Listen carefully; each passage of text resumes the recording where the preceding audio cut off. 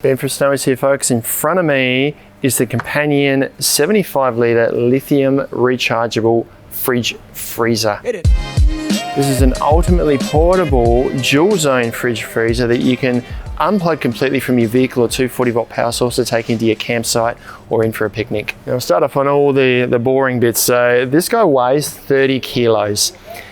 Lengthwise is just under 1 metre at 99 centimetres, and that's to the very ends here. The handles are recessed, so you don't need to remove them if you're trying to save space. 48 centimetres or just over 48 centimetres in depth this way, and 46 centimetres in height. The whole fridge is made from a durable but lightweight polypropylene, so impact resistant, nice and tough. It's going to see you through many, many years of use. Bit of a tour around the outside. Having a look at the front here, you've got 2 lids on the top, so 2 handles for each compartment here. These lids are actually reversible. I'll show you a bit more on that in a sec. You've got a bottle opener on this side here up in the top corner, and the vent on the bottom here as well, where the compressor sits. Quite long, this fridge, so we'll just spin it out this way. On this end here, you've got a spring-loaded handle that's recessed, as I mentioned, back into the body. Your control panel at the top here, we'll go into more of that shortly. And at this end, you've got both a live Anderson port, so there's 12-volt power at that, and that's what you can use for solar, more on that later, and 12 and 24-volt input. Flick it right around to the back. Not much to see other than 2 more handles. So as I mentioned, those lids are reversible, so you can open it from both sides. Not much more to see here. Vents at the bottom where the compressor is, and you've got a second bottle opener on this end here, so you don't have to walk around your fridge to open your drink. And then at this end here is the business end in terms of power. Up in here, we've got a 42 amp hour lithium ion battery, which we'll go into shortly. Compressor behind this vent here, and you've got 2 more power points here. Once again, more on that a little bit later. Before we go into all the power and everything, I want to show you inside the fridge. So as I mentioned, 2 compartments. So these lids open both ways. We can pop the lid right off if we like. And that's the same on both sides for both compartments. So this is reversible here, so plenty of options. And you've got 2 zones here that you can use both as a fridge, both as a freezer, or one as a fridge, one as a freezer. And I'll show you how to make those settings later. But in terms of dimensions inside here, these measure 31 centimeters in width, 34 centimeters in depth, and about 33 centimeters in height, maybe a little bit less because this just dips down a little bit into the compartment there. And the lid's got a rubber seal that runs right around the edge here, and that teams up with just a little lip that runs around the top of each compartment here to seal the cold air inside. Each zone has got its own removable basket, so you do need to just take a little bit of dimension off what I mentioned before in terms of what you're going to be able to fit in there, and it does sit just in from the edge, about 3 or 4 centimeters each side here, so you lose a little bit of space in the bottom. But each of these are removable, and underneath that is a bung in the bottom of each compartment, so it's nice and easy to clean. These just pull out, so you can clean inside there, and the water drains out the bottom. So put the basket back inside. Now you've got 75 litres capacity total, evenly divided amongst 2 compartments there. And there is enough height to be able to fit just regular 1.25 litre soft drink bottles or a champagne bottle in there. They fit nice and easily inside the fridge. So plenty of room to store your drinks upright. Now there's about 6.5 centimetres of insulation around these, so plenty of nice thick, durable or high quality PU foam insulation that features in here for plenty of efficiency.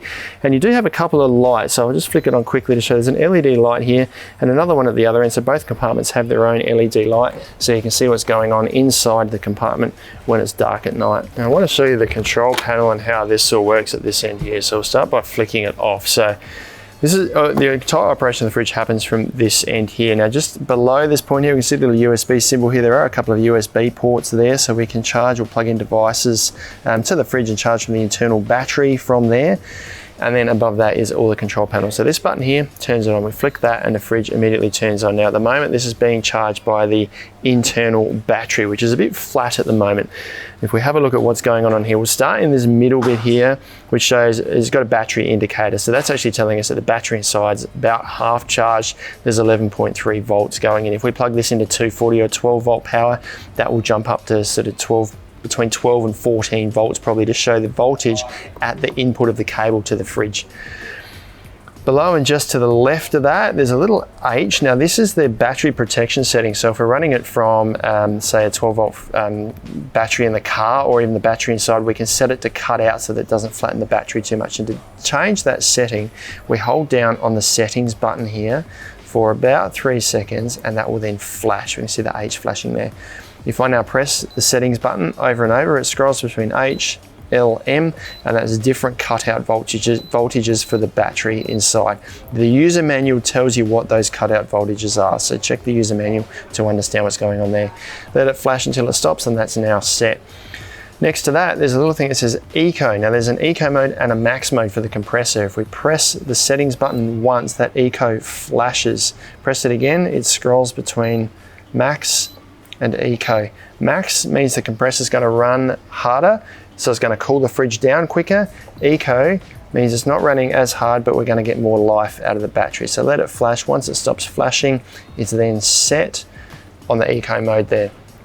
And the last thing to show you are the 2 temperature gauges here. Now these are indicated by these little diagrams here. So there's kind of 3 sections here. There's a small square which indicates where the compressor is, and then 2 bigger squares. So this is saying that this setting here is for the compartment that's furthest away from the compressor, and this one is the compartment that's closest to the compressor. So we can set these temperatures independently. Now to do that, we use these plus and minus buttons here, but first we need to choose which zone we're going to set. So to do that, we press one of these until one of the zones flashes, and then we use this settings button here to scroll between which zone we're going to set. So that's the zone furthest away from the compressor.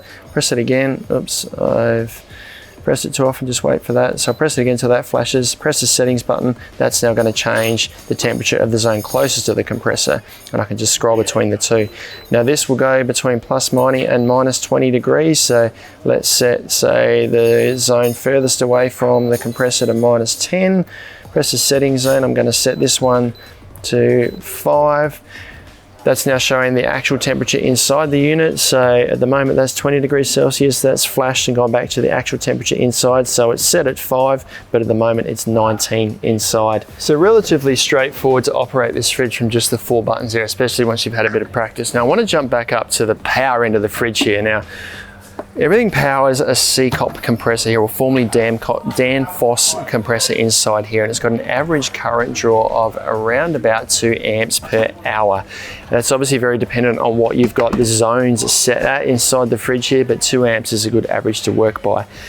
You've got a few different power options here. Now, these are the cables. You do get a manual, as I mentioned before, that comes with the fridge. It's got a few extra bits of information there that I haven't covered today.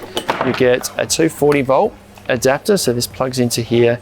You can use 240 volt power, and I'll go into a little bit more on that shortly. And you've also got a 12 volt DC adapter here that's connected with an Anderson plug here that plugs into the same port that the 240 volt does. As I mentioned, I'll go into a bit more on that shortly. What I want to show you first is the integrated battery pack. Now under this cover here, we open that up first, we just see a little compartment here. Now this can be a good spot just to store your cables. This isn't a refrigerated compartment, it's just a storage area. But underneath this, if we pull out this little rubber patch here, there is an integrated lithium battery pack. Now this is a lithium NMC 42 amp hour battery pack. It's got 2 USB ports in the top here, so you can use this as an independent battery pack. So if you've got this fridge plugged into, say, 12 or 240 volt AC, it'll run without this inside, and you can use this in your tent or somewhere else to power other devices if you want. When you've got the battery pack in there and plugged into 240 volt or 12 volt, that 240 volt or 12 volt will take precedence over this. But if you've, say, got it connected to the ignition source of your vehicle, you turn your vehicle off so that 12 volt power no longer goes into the fridge, it will revert to using this power pack to power the fridge. And you'll get about, depending on what you got the fridge set at, say 16 hours of run time out of this battery. So you can just take the fridge, no cables, to your campsite and not be relying on your vehicle for the day. Now this just slides in as 3 Anderson ports in the bottom there. They don't say anything about using these for connection for anything else other than connecting it to the fridge. So this just slides into the fridge here. And when we lock it in, we push this down and these little ports come out just to lock it into place there. So we slide that in, the fridge beeps once it's in place. And that's now in there ready to power the fridge. This just sits on top so that we're utilizing that space on top there for a bit of storage. You can put your phone or whatever in there. You can even use these ports while that's in there if you like, to put your phone, charge it in there while the fridge is running too. Now just jumping down to the cables at the end here, because I've got a few things I want to run through here, or questions that I had that I've clarified. So as I mentioned, we've got the 240 volt power source here that plugs into this port. It is a directional port. There's a little slot in the bottom there, so it only goes in this way. The same port is used for the 12 volt DC cable here. That plugs in there as well, and that has I'm just going to undo this. It has a cigarette plug which is attached to the cable via an Anderson. And that cigarette plug also has a little cap on the top that turns it into a merit plug or a cigarette plug. Now you can charge the battery when the fridge is turned off via this port here with any of these plugged in. But next to this, you've also got a solar port, or an Anderson port, sorry, so you can charge it via solar. Now there's one of these at each end. Both of these cables feature at each end, and this is a live 12 volt DC port, so I can plug something in there and run something from it if you like. You can also chain things together. So you could have your solar panel running into the fridge here, then use the 12 volt power Anderson port at the other end to plug in another one of these fridges, or even a fridge that doesn't have its own battery running off the other end. So you could have one solar panel running two fridges in your campsite without the need for your vehicle nearby. So it gives you a bit of flexibility. Now you might be looking at this cable here and be thinking, well, can I plug this in? I don't know why you would do this. Can I plug this into here and then plug my solar panel into here? You can certainly do that, but nothing's going to happen. The solar controller, which you need to have in the solar panel, there's no built-in solar regulator in this here. You need to keep the solar controller or some sort of voltage regulator on your solar panel. That requires power both from the solar panel or initially from the battery to wake up the solar controller. This isn't a live port here, so there's no power coming out of this, so the solar panel is not going to deliver anything in through this port here. You have to plug the solar into here. Now, an interesting thing about the solar is that the integrated battery inside has a maximum state of charge of 12.8 volts. Now that can be limiting for some solar panels because the lithium charge profile will have a voltage that goes over 12.8 volts. Companion's own solar panels have a controller that allow you to limit the maximum output to 12.8 volts. If you were to use a different solar panel that has a maximum charge over that, you're not going to damage the battery, but what's going to happen is the battery is going to cut out and the fridge will shut down. You need to take the battery out and put it back in to sort of reset it. So it is doable, and if you want to run this fridge primarily from solar, then it would be beneficial for you to get this solar panel or one that has a solar controller that you can manually limit the output, otherwise your battery is going to be shutting down all the time. If you've got another solar panel and you just need to add a little bit of charge, then you can still do it. Just be aware that it may cut out at certain points and you need to lift the battery out and put it back in. If the compressor is running, it's probably going to keep that voltage down low enough anyway to be delivering some charge and running the compressor, and you should be fine. Now regarding accessories and things you can get for this fridge, there's no specific fridge slide for it, so you're going to have to get a different branded slide that will fit the dimensions of this fridge here. And there aren't any nut sets in the bottom for semi-permanent mounting, so use these handles with some straps to tie it down in the back of the vehicle or to a fridge slide. You can get a cover for it, which is this guy here. It's an extra. A cover is beneficial in that it offers protection for your fridge and also offers a little bit more insulation. So if it is sitting in direct sunlight, it's going to offer a bit more efficiency out of your fridge, and you do get a couple of extra storage options. But this gives you the ability to still use all the features on the fridge, like the bottle openers, handles at the end, and you can still access the control panel.